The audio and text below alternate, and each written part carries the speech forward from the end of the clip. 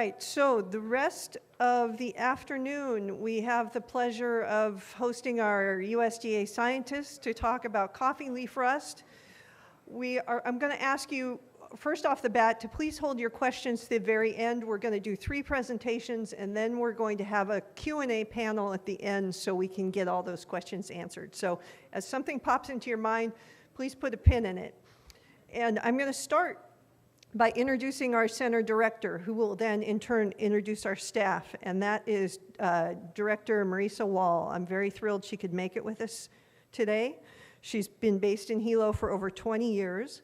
She leads 3 research teams with close to 60 scientists and staff working directly on issues that relate to our coffee and our diversified crops. She's been a driving force in coffee research and making sure our needs are met, even when she has to be creative with the federal budget to make it happen.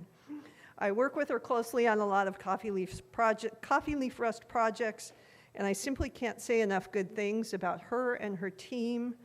And I don't want to take up all her time with accolades, but as an aside, I would like to say I'm happy that much of the coffee research that she is doing and her staff are doing is happening on KCFA farms. So to the farmers in the room, thank you for that, and thank you to Marisa.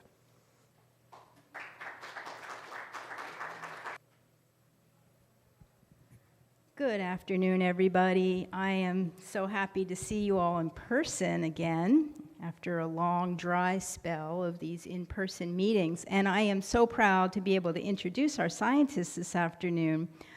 Before I do that, I do want to direct your attention to a blue handout in your bag, right? Okay. Ralph mentioned that through SHAC and ARS and our cooperators in Puerto Rico, also Michigan State, we were able to get a $6 million specialty crop research initiative grant, okay? Much of the research that the scientists are going to present has been funded through that project.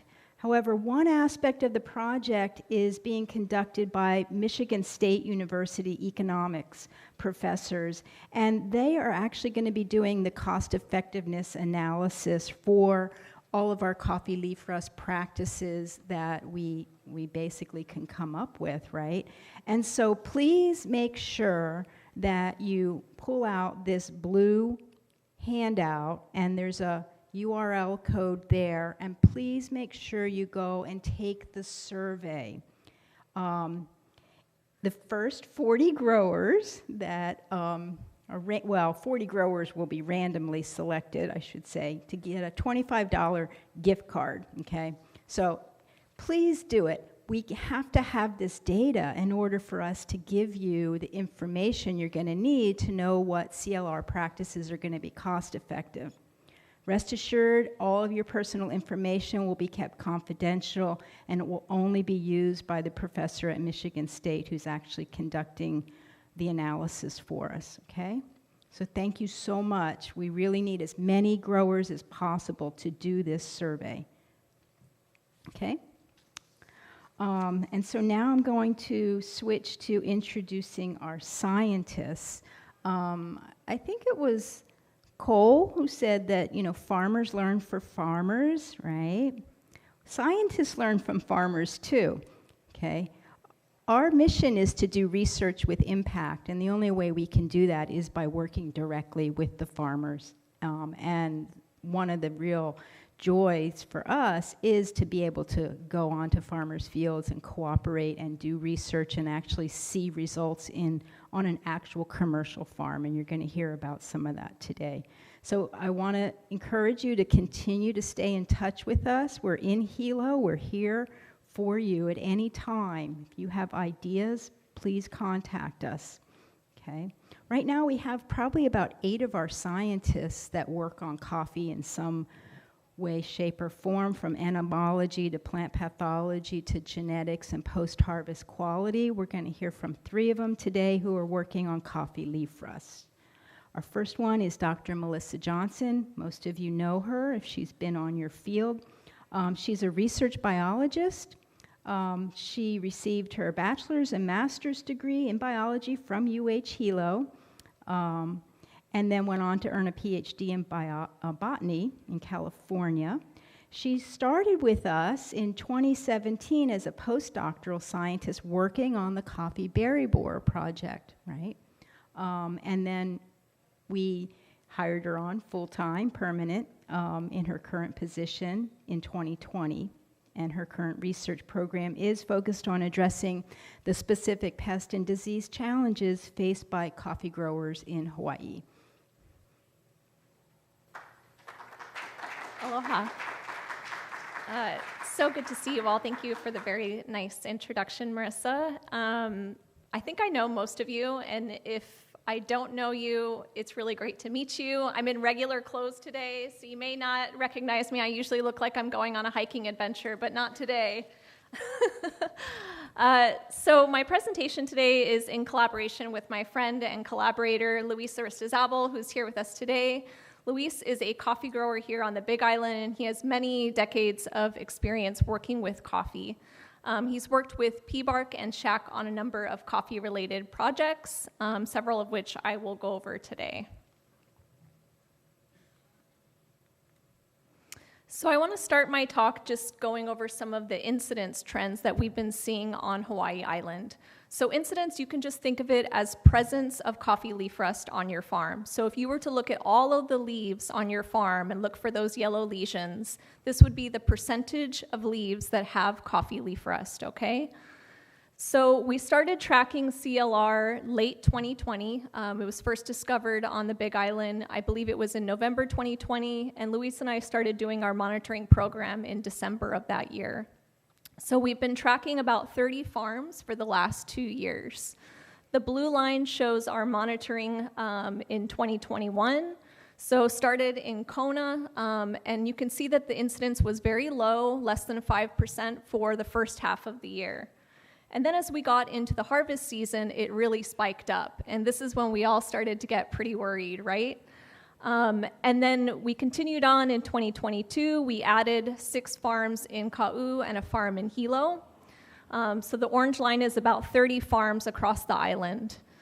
We saw incidence decrease as we came into the new coffee season. Again, we saw a low point during the summer, and then it increased again during the harvest. So now we're starting to see this characteristic sort of U shape, right? And this is really similar to actually what we saw with coffee berry borer. It's got the U shape, and it seems to follow not only the weather, but also the phenology of the plants. We've also been categorizing farms in terms of their elevation, so low, mid, and high, and we want to know, is infection different at these different elevation farms? We were actually kind of surprised to see, no, there's not much of a difference in terms of general infection levels. So unfortunately, all of our farms appear to be somewhat equally affected, okay? So coffee leaf rust does well at all elevations. And if we look at it by district, again, we're seeing pretty similar patterns. The red line is Kona, the yellow line is Ka'u, and the blue line is Hilo. So again, we started surveying in 2021, early in the year, started really low in Kona, spiked up during the harvest, went back down again. When we first detected it in Ka'u, it started really low, spiked up into the harvest season, and then went back down again. And we're seeing the same thing in Hilo. So same sort of trends. It's following the weather, and it's following the phenology of the coffee plants. We have samplers set up all over the island because we want to know, now that CLR is very well established across the entire island, how is it moving in the wind? When we first started tracking it, we were seeing a lot of CLR on the lower levels of the trees, the lower and mid branches, and it seems like early infection really was being spread by people and animals on farms, okay? We started detecting it in areas where workers were congregating. We started seeing it along roadways. We started seeing it in shady types of areas where the rust does really well under humid and wet conditions. But now the rust is all over the islands. We're actually seeing it blow in the wind. We're catching it island-wide, and we're catching it year-round, okay? So you can't just blame your neighbors. It's blowing around. It's in the wind. And I think it's important to point out, because now when you are monitoring in your fields, you can't just look at the lower branches. You need to look at your entire tree to see if you have spores blowing in and starting infections at the tops of your trees.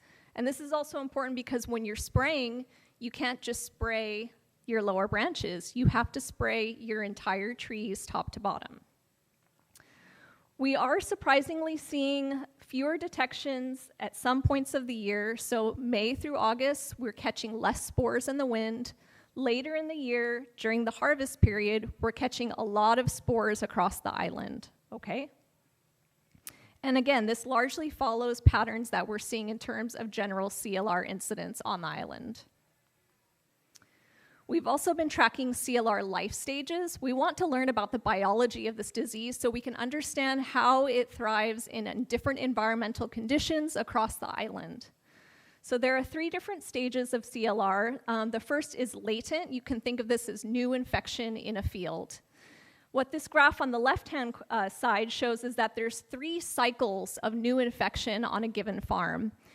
There's a new cycle early in the season, February, March. There's a second new cycle starting in the middle of the summer, and a third cycle starting late in the year.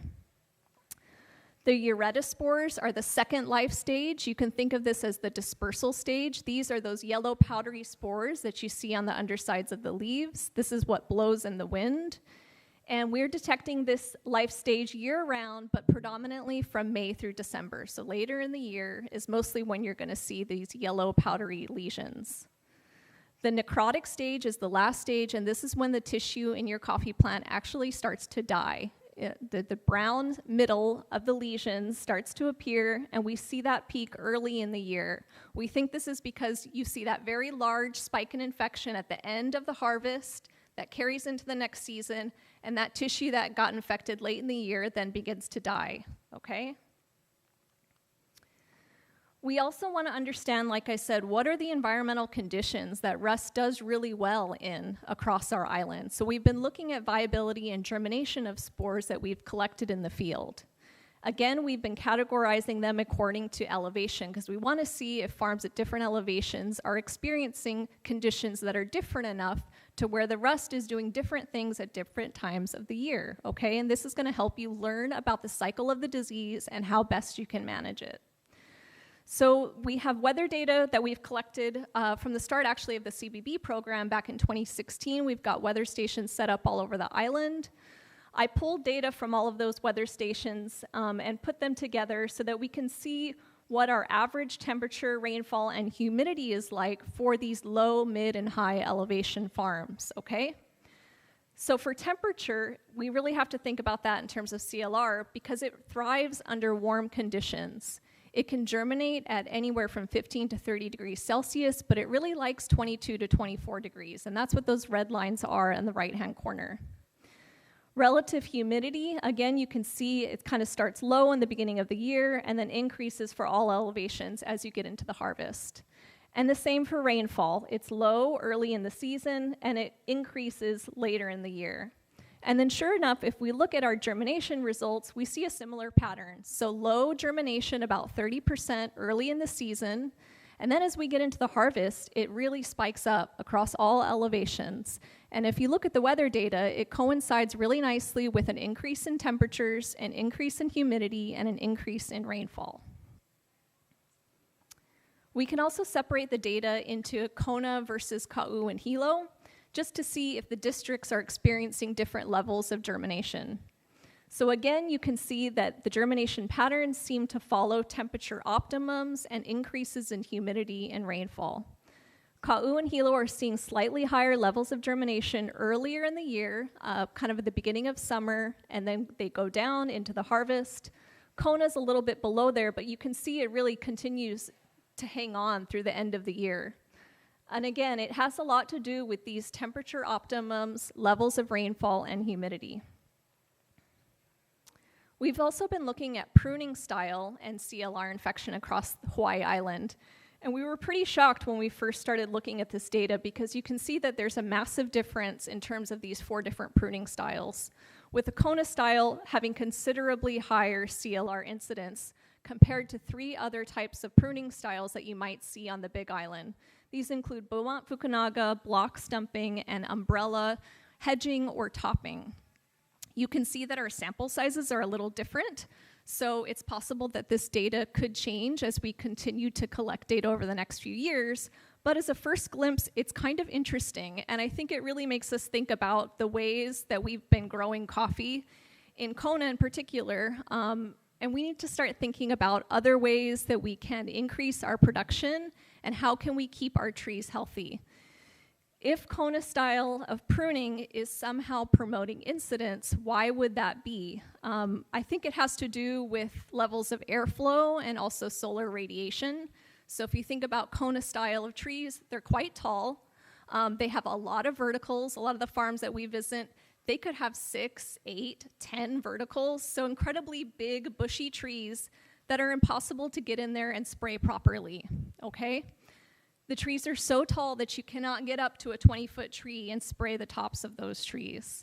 Whereas if you're doing any kind of stumping or topping, you can more effectively get in there and reach all of the branches and spray effectively. The other problem with Kona style of pruning is you're really only removing maybe 1 or 2 verticals each season. So you're taking away some CLR from those verticals, but you're leaving a huge reservoir of CLR in the trees. When you do any type of stumping, you're taking that reservoir out, okay? So those are some big differences that you might want to consider when you're thinking about styles of pruning on your farm. We've also been looking at different management types. I just broadly classified them into conventional and organic, and again, you can see there's a huge difference. Our organic farms are suffering. They have generally much higher levels of incidence compared to conventional managed farms. Cole Howard talked a little bit about this in his presentation. It probably has a lot to do with the types of inputs that are available to them. Right now, we have one organic certified translaminar, which is ProBlad, and I'll talk more about that in a minute. But there's nothing really else available in terms of fungicides for growers to use that have any type of systemic or translaminar properties, and this puts them at a major disadvantage. We've also been looking at soil and plant health on the island and have been doing a lot of sampling of soils and leaf tissue. We sampled last season 21 farms from across the island, and what I wanted to show you in this graph is that every single farm has multiple deficiencies. Most of the common deficiencies that we're seeing in leaf tissue are potassium, calcium, manganese, zinc, but the list goes on and on. There are even some toxicities. Boron is a very common toxicity that we see in leaf tissue from almost every single coffee farm. In terms of soil pH, we're finding that 30 to 40% of farms have soils that are too acidic for coffee, and research from other countries shows that coffee leaf rust does very well in acidic soils, okay? So you want to start thinking about your soil acidity. You want to try to get it in the 5.5 to 6.5 range. All of this might seem depressing, but I think it's actually makes me pretty hopeful because I see that there's a huge area for us to improve in the way that we're growing coffee. We can learn a lot about plant and soil health, and we can learn a lot about pruning styles and proper fungicides that we can use in rotations and improve the way that we're growing coffee and managing this disease. We've also been doing some fungicide trials here on the Big Island. And Luis took the lead on this project. We've looked at 4 different fungicides. The ProBlad Verde, which is the organic product that I mentioned earlier, it's a botanical-based fungicide, and it's considered a translaminar. Coside and Badge are both copper-based products. They're considered preventatives. And the Serenade is it's a bacteria-based product, and it's also considered a preventative. So we worked on 3 different farms, and we did 2 separate applications of each product, 5 weeks apart. We used the medium rate of the fungicide according to the label. So results for the first farm that we conducted these trials at. Initially, the CLR infection was quite low, less than 2% in all plots, and we found that for the first 2 weeks, there was no difference between treatments. But then as we got into later in the season, from weeks 18 to 24, the red bar, you can see that Badge provided significantly better control compared to the other 3 products. And again, if you're not familiar with it, Badge is one of the copper-based products. The graph on the right shows leaf retention, which is another really important factor to look at when you're thinking about the effectiveness of fungicides. So leaf retention, again, was highest in both of the two copper products, Badge and Kocide. Results from the second farm. Initial CLR infection was about 5%, starting in all plots. For the first 5 weeks, we didn't see any difference among the 4 treatments. But then as we got later into the season, from weeks 10 to 21, both of the copper products appeared to work better and provide significantly better control than the ProBlad and the Serenade. Leaf retention was significantly higher in Badge and Serenade by the end of the season. And then just to give you an overview, if we look at the average across these 3 farms, starting at low incidence, actually all the products provided good protection, okay? So if your farm has less than 5% incidence, all of these products will help you to control CLR. The action threshold was reached at week 5 for ProBlad and Serenade, and this is when we conducted that second spray. After the second spray, the threshold was reached again at 3 to 4 weeks for ProBlad and Serenade.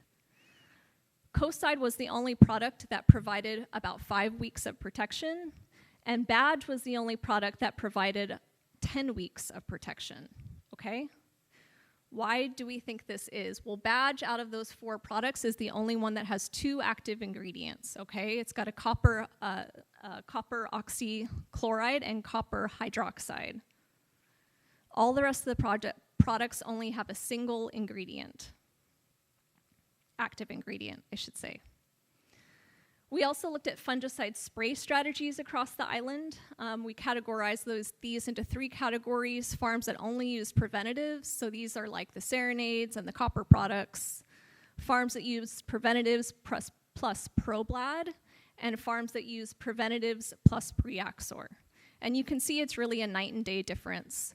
The farms that only use preventatives and the farms that use preventatives plus ProBlad had significantly higher CLR incidence compared to the farms that used preventatives and Preaxor. They ended the season at 3%. The other 2 categories ended the season 36 to 42% infection on their farms, okay? So night and day difference. Preaxor seems to be working very well for the farms that are able to use it. So again, what's the economic and environmental cost of applying all of these products? We don't know yet. We have a lot of work to do to see what the effect of spraying these products over and over and over again on farms is going to be. We do know that a lot of growers and farm workers are trying different products, different systemics that are actually not approved for coffee in Hawaii. The scary thing about that is that if you're applying systemics, you can get resistance, okay? And people are applying these products over and over and over again, and it could lead to resistance and put all of our coffee growers in a really bad situation. So it's best to stick to products that are approved for coffee in Hawaii that we have research on, and you need to rotate those in a program. You can't just keep applying the same systemic over and over again, okay?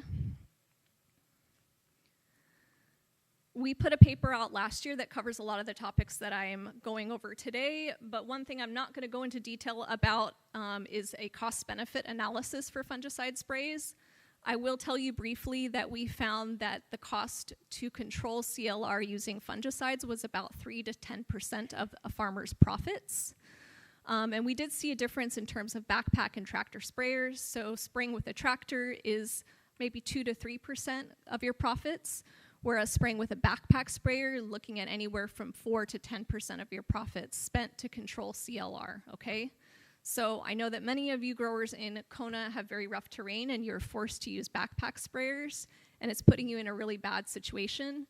We are looking at the possibility of bringing in drones to start doing some spray trials to see if there are other options to get rid of the labor issue that we all suffer from here, especially in Kona, but in Ka'u too. It's really difficult to conduct the pesticide and fungicide sprays that you need to do to manage your farm when you're stuck having to use a backpack sprayer. So we're hopeful that when we get through our certifications and start doing some testing, that drones are a possible release from having to be using backpack sprayers on this rough terrain. And then I just want to end my talk by going over some of the management strategies for coffee leaf rust. First and foremost, I think that everyone needs to think about sanitation on their farm. We need to be using cultural controls first and foremost. This includes pruning and weed control. And then you can start thinking about testing your soils and leaves and improving your fertilizer regime. These are the most important things to do, and you cannot start spraying fungicides until you have these things figured out for your particular farm and your particular location. We see a lot of growers that are spraying every 3 weeks, every 4 weeks, and they're not getting good results. And the reason they're not getting good results is several things. The trees are overgrown, the weeds are overgrown, the trees are unhealthy, they're old, they are using the same fertilizers that they've been using for the last 15 years. And they're spraying the same products over and over again. And they're spraying too late. And they're not getting good coverage. These are all things to think about when you're managing CLR on your farm. I suggest to everyone to really look at your calibration of your sprayers and really look to see if you're getting good coverage, because you might think that you are, but you likely are not. So it would be good to add in a product, a foliar fertilizer or Cowlin or something that is white and you can see the residue, and just do a test spray and actually look on the underside of your branches and see if you're getting good coverage. Because we know, looking at all of these farms, that there's no way that these farmers could be spraying every 3 weeks and ending the year at 75% incidence and getting good coverage and using the proper rate, right? There has to be something going on. So I suggest checking your coverage first and foremost. But going back to the farm basics, right? Figuring out pruning, figuring out weeding, figuring out fertilizing, and then start to think about going out and monitoring regularly, and then bringing in fungicides as part of one tool in your tool bag. That's all I have for you today. I thank you all so much for your attention. Luis and I have our emails here at the bottom. Please feel free to reach out to us if you have any questions on anything that I spoke about today. Thank you so much to everyone at PBARC that's helped with this research. Andrea Kawabata at UHCTAR, of course, Suzanne Schreiner, our biggest advocate for research. Thank you all so much for all of your support and for allowing us to come onto your coffee farms and conduct this research that I think benefits our entire coffee growing community. Thank you.